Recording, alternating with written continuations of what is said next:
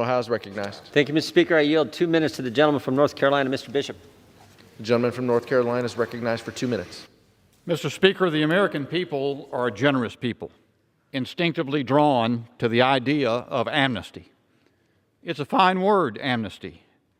A general pardon for offenses, an act of forgiveness for past offenses. Of course, in the immigration arena, amnesty means not only pardon or forgiveness for violating our law, but also a grant of important rights, ultimately the privilege of citizenship. Sometimes that important distinction can be overlooked, but what is particularly despicable in the present legislation is that Democrats exploit that fundamental spirit of generosity by misleading the American people about the scope of the proposed amnesty, its recipients, and its implications.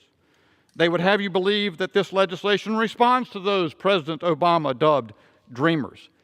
In the gentlewoman from California's description, it is a 17-year-old who worked hard, became a model student, quarterback on the high school football team, who doesn't even remember the time before he lived in the United States. But this bill is not the DREAM Act.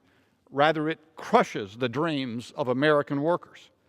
It's not for only 641,000 active DACA recipients. In this bill, Democrats want to provide amnesty for more than 2.9 million illegal immigrants, including even people who entered the United States illegally by January 1st, 2021, just over 2 months ago. And all at a time when our unemployment rate is over 6% and the working Americans are hardest pressed by this economic impacts of Democrats' affinity for lockdowns.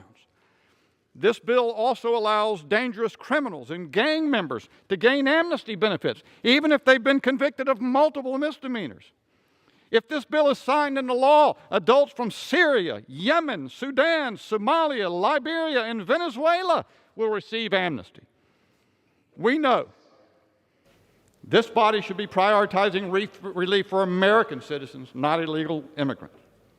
I urge my colleagues to reject this misleading rhetoric and this dangerous bill. Well done. Gentleman from Ohio reserves.